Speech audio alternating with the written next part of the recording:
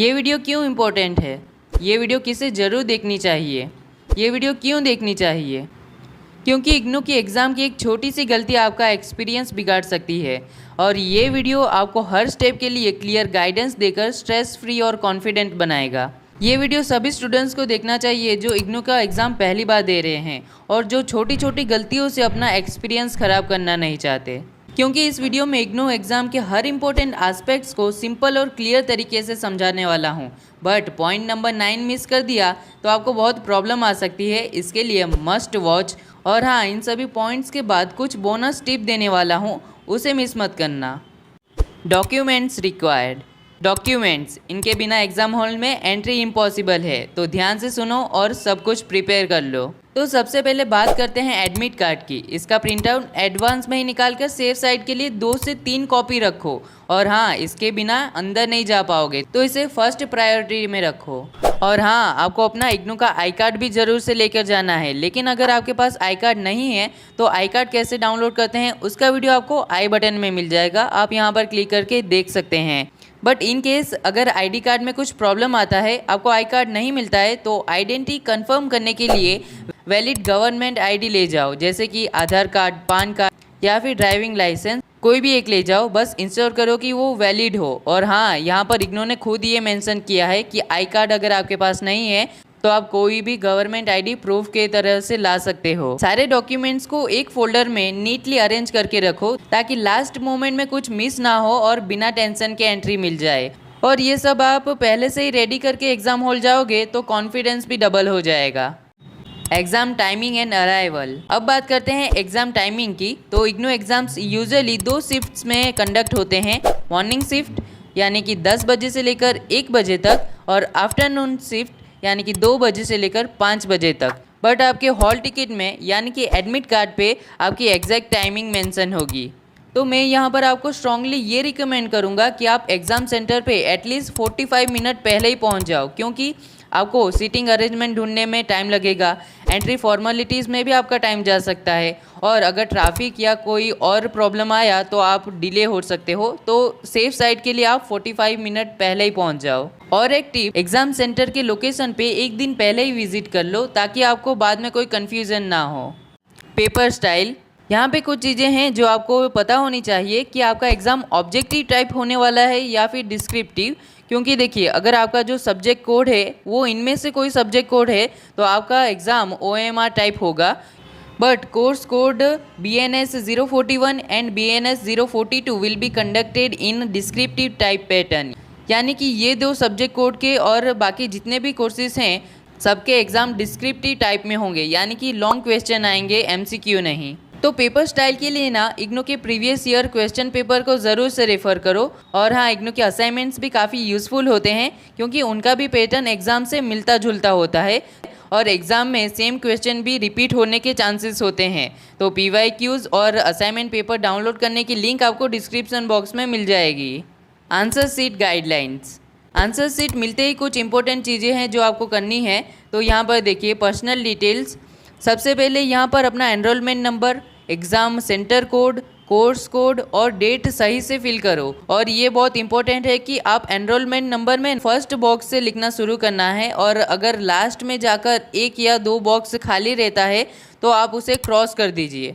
और उसके बाद उसके नीचे यहाँ पर आपको एनरोलमेंट नंबर वर्ड्स में भी लिखना है, लेकिन कुछ इस तरीके से आपको लिखना है कि जैसे कि यहाँ पर आपने लिखा 1, तो यहाँ पर नीचे आप लिखोगे ONE 1, ऐसे लिखोगे। उसके बाद ऊपर आपने 7 लिखा है तो यहाँ पर SEVEN आपको इस तरीके से लिखना है।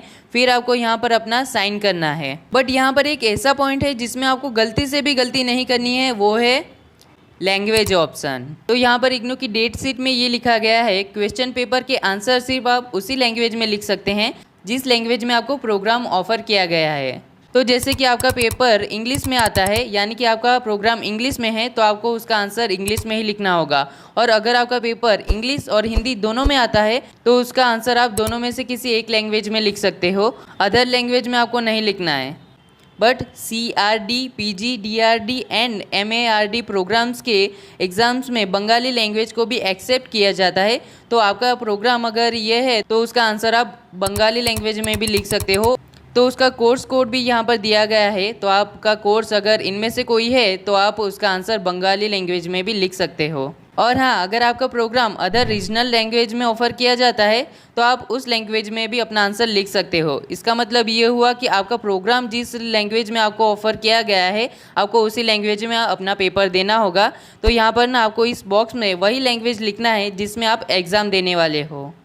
नो एक्स्ट्रा शीट, हाँ आपने सही सुना, नो एक्स्ट्रा शीट, यानी कि इग्नू एग्ज़ाम में एक्स्ट्रा शीट प्रोवाइड नहीं करता। बट आपके प्रोग्राम के अकॉर्डिंग आपके आंसर शीट में इनफ पेजेस होते हैं जिसमें आपका पूरा पेपर आ जाएगा। बट अगर आप एक आंसर को गलत हो जाए तो आप उसे क्रॉस करके फिर से लिखते हो, और ऐसा ही आप बार बार करते हो, या फिर ज़रूरत से ज़्यादा ही लिखते हो, तो ऐसा हो सकता है कि आपको पेज कम पड़े। तो आपको ये गलती नहीं करनी है, नहीं तो आप अपने लास्ट के बाकी के क्वेश्चन नहीं लिख पाओगे, क्योंकि एक्स्ट्रा शीट तो आपको नहीं मिलेगा।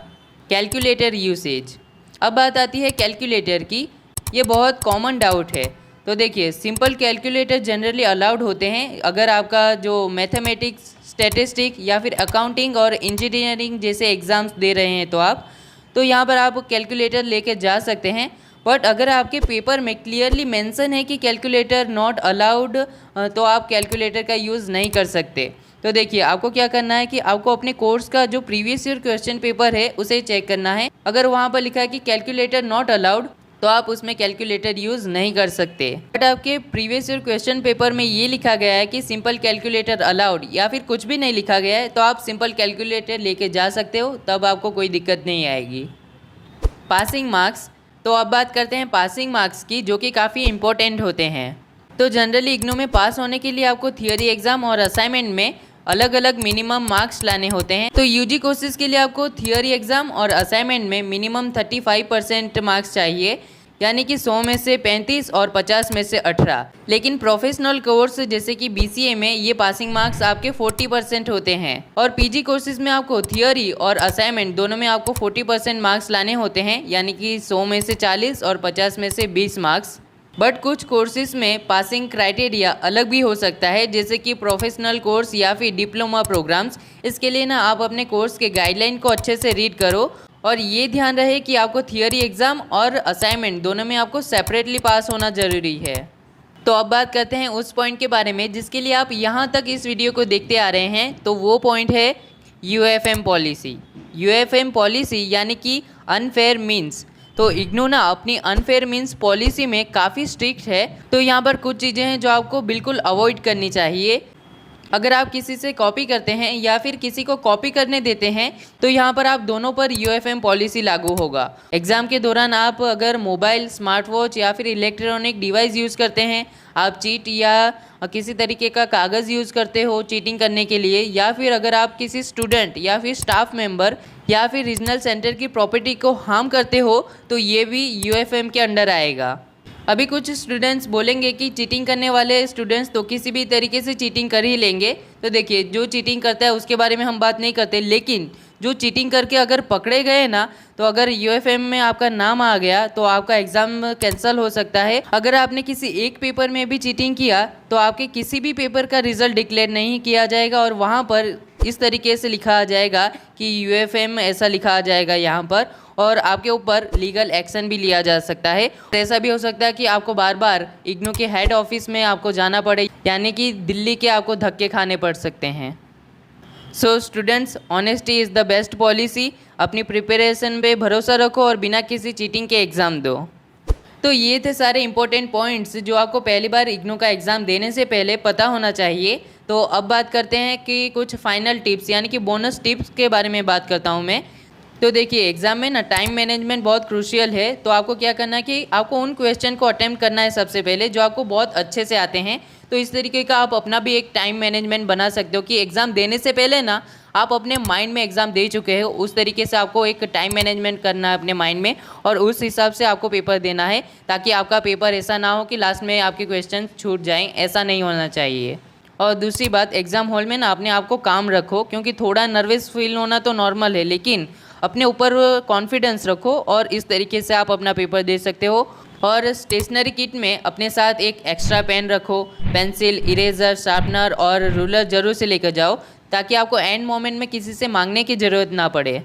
और हाँ, एक इम्पोर्टेंट बात कि अगर आपके पेपर में नेगेटिव मार्किंग का कोई सिस्टम नहीं है तो आपको ना पूरा पेपर अटेम्प्ट करके आना है।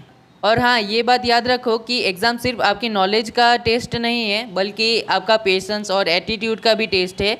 तो stay positive, give your best. तो उम्मीद करता हूँ कि ये वीडियो आपके लिए हेल्पफुल रही होगी, और अगर और कोई डाउट है तो आप कमेंट्स में पूछ सकते हो, और वीडियो अच्छा लगा हो तो वीडियो को लाइक और चैनल को सब्सक्राइब करना ना भूलें। तो मिलते हैं इसी तरीके की किसी और वीडियो में। धन्यवाद।